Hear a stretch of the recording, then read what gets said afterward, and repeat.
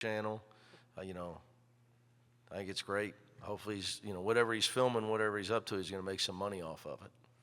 So, yeah, but, hey, Ben, we'll see. Everybody comes in thinking they're in a good place. They're only 32 teams are going to make it to the weekend. Question over here. Hey, Coach. Brian Hall, UNC Asheville Radio. Your evaluation of Asheville, what stands out on film, and how do you grade this team on what they've done this season? I think Coach Morrell's made some adjustments that have obviously, from Christmas area on, that have really, really helped their team. They've won 18 of their last 19. They remind me of us in a way that they know how to win close games. As you know, they won some close games. They came from behind in the semis and the finals. So they got some guys that know how to win. Obviously, Coach Morrell does a great job. But it's, players on the floor late game that get better. That's what I see in a close situation. Pember's obviously great. Jones is leading scorer in history of school, right? And they play hard on defense, which I respect. They really defend you. Like, looking at them, I can see, in their league that they were probably had just a little bit better athlete than the rest of the teams in that league. And then you throw in, you throw Pember in there. Nobody in the league has a guy like him. So you can see why they won. They dominated the league the way they did. Having watching them and having coached at Murray State back in the day, somewhat at the same level. They got a heck of a team. Josh. Josh Dubois with AP. Mick, what kind of influence did Rick Pitino have on you as a coach, and just what has made him so successful? Not enough time in the day for that one. He's like my older brother. We're extremely close. So I'm happy for him. I was worried about him last year when they got beat by St. Peter's. I know how hard he is on himself, so he was down about that. So, but I told him his mid-major stint may be over, and he matched me 2 out of 3 NCAA tournaments, Iona and Murray State. So we'll see what the future holds. I know they got a big one at UConn on Friday. So, but I was lucky to have Bob Huggins and Rick Pitino. A long time ago, as a young guy with a full head of hair. 2 Hall of Fame coaches that were able to mentor me and take the things that my father taught me and, turn me into the guy that had a chance as a head coach. In my opinion, look, I'm biased, right? In modern college basketball, to me, I don't, if Rick Pitino would have never gone to the NBA, he would have been the best college coach ever. In modern basketball. Now, Coach Wooden, obviously, all time, nobody's going to win 11 titles, or 10 titles, so especially in 11 years. But, but in modern college basketball, to me, tactically, it's not even close. From the press to the three-point shot to all the things he was ahead of the curve on. In his Louisville teams, people don't talk about innovation. He's playing zone and man in the same possession. Teams had no idea what they were doing.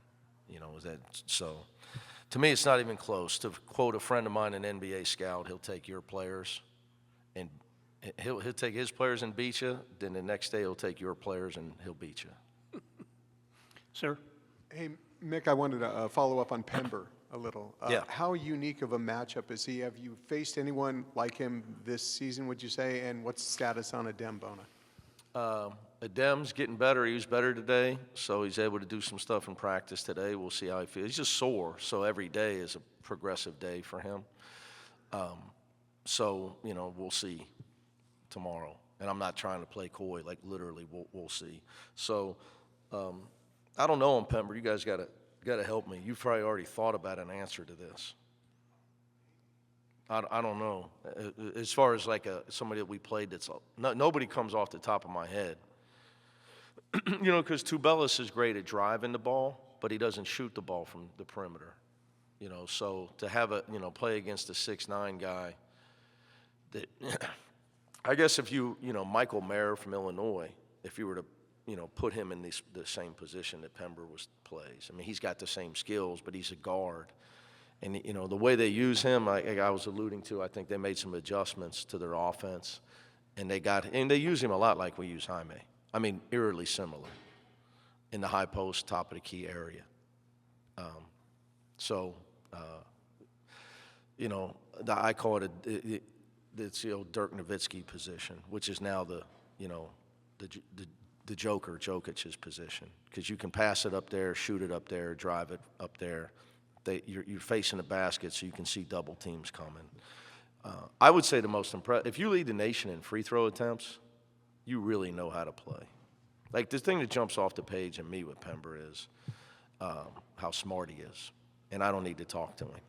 If you try to deny him, he knows it, and he sets you up for a backdoor. Literally, it's like, for him, it's taking candy from a baby. Like I told our guys, it's like you're playing against a guy that's been playing professional basketball for 10 years. That's the way he plays. I mean, he really, really knows how to play.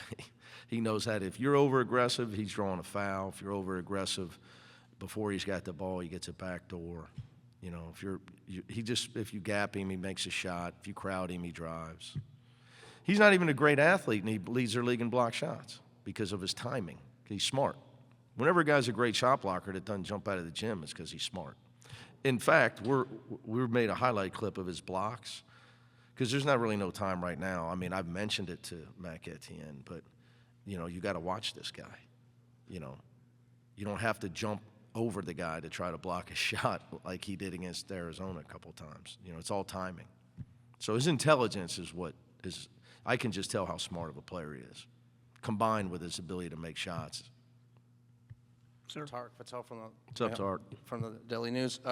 Coach, Mike Morrell is coaching as a head coach in his first NCAA tournament, and I believe you're in your 14th tournament.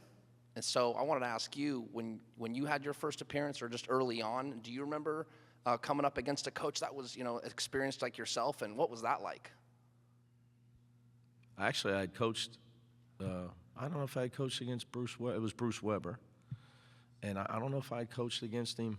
No, because it was my first year at Murray State. So he had just left Southern Illinois at that point.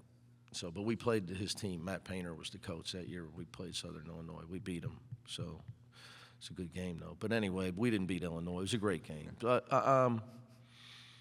yeah, I don't know. I think, you know, look, he's been coaching 5 years. You know, I'm sure he's been on many NCAA tournaments. I'm not sure as an assistant. You know, I know he has. I don't know how many. You know, nothing changes. I think all that stuff's overrated. He can coach. And I guess the follow-up would just be, in the time between in all your NCAA tournaments, maybe what's one thing that stands out that's so important in these tournaments through all your years in the tournaments, Coach? Oh, no. The toughest one for us right now, being healthy. In my opinion, by far. You know, being healthy and, you know, having your players at game time. You know, practice is overrated at this time of year. Got to be healthy. During the game, I would tell you, Tarek, made shots. We proved that 2 years ago on the way to the Final Four. Made shots. You can execute. You got to make some shots, because it's not 2 out of 3. It's not 4. You know, so it's not best out of 5 or best out of 7. Made shots, which is why I allude. You know, when somebody asked me my concerns, you know, their ability to shoot the 3 is a huge concern. Because they only got to you let a team go have one night against you where they make 13 to 15 threes. You could be in deep trouble. I don't care who you are. Just speaking. Yeah. In theory, Ben not Bolch, LA Times. Thank you. Just speaking in theory, not necessarily in relation to a dem, but if you had a player who was like available but only 85%, would you play him, or would you try to rest him and get him to 100% the next game? It's greatly worded question. I want to commend you on that. Yeah, a dem situation, you know, being transparent with you, is, you know, twofold. It's, let's see, we're trying to, you know, get him better every day, and then when the game comes, we'll assess where he's at, and then I'll make that decision. whether if it would be prudent to rest him or not.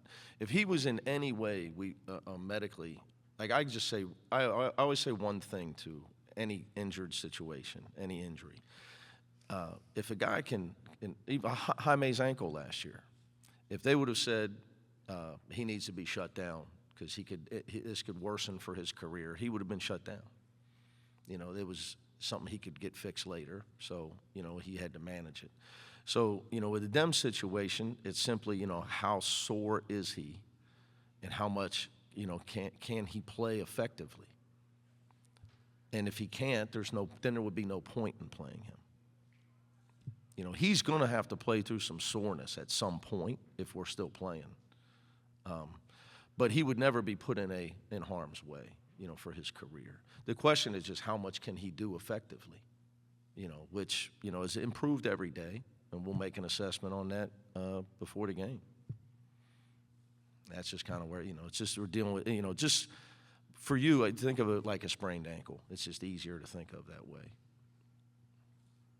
Like, is he going to be able to, it's not Game 7, Isaiah, against the Lakers.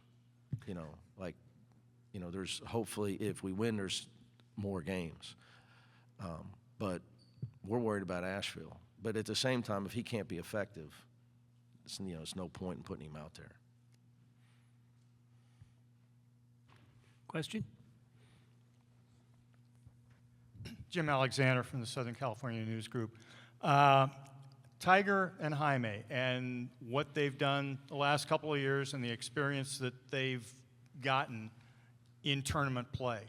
How influential is that in terms of the rest of the guys in the room and what they've been able to tell guys about this is what it's like, this is what you need to deal with, this is what you need to concentrate on? Well, I would add David to that, because apologies. David is the most important vocal guy, to be honest with you. He's the more vocal of the three guys as a player. But it's huge. But I'd say they proved how good they are at it. The reason we got 29 wins. Again, the most of any team in the Power Six. I'm going to keep saying that. I don't know if you figured that out. You like that one? I like it. Yeah. I wish we could toast to that right now. That wouldn't be appropriate. It's what the Irish do. If we put a pint of Guinness in front of you Friday, what's going to happen? I'm actually not I'm the only, my brother got the beer drinking gene in our family, so. But anyway, I would, just the leadership, what they've done all year, they're going to continue to do it. So I also think for freshmen, look, we got to win Thursday. I think is every game for those guys, to me, they'd get more comfortable in a tournament setting. Every, game you can get in you, just like the season. Amari would tell you, he's gotten more comfortable every game, as the season's gone on. So you got to win, get some experience. That helps as well. But it definitely helps playing with some guys that, that have helped you all year, make your life easy. Guard your man when you guard the wrong guy. Change the play when you've lined up wrong to make, so we can run something that you actually know. These are things that veterans do for rookies, So we play 6 freshmen. So it's an unbelievably important part of our season, the leadership of our seniors, without a doubt, and the fact that they're great players. And I guess the follow-up would be the difference between then and now. I mean, the difference between conference and now you're in the conference tournament and now you're in the big tournament. Yeah, I mean, I don't have a very verbose answer to that other than we'll see. But I mean, the way a younger player reacts to that, and they're great guys. Yeah, I mean, they're great. They trust those guys. I would tell you that. I mean, they totally trust those guys. So, but again, it's all about results. It's a one-game shot. So we'll, all this stuff sounds great, and I know you guys got questions to ask me. We got to score more points in Asheville. One more question. I know all the rest of this stuff's neat, but Pember goes, what did he get, 46 in a game this year? If he gets 48, we're in trouble. Okay. He also plays with the leading scorer in the history of their school, which is a very interesting combination. So, Coach, thank you. thank you, my friend.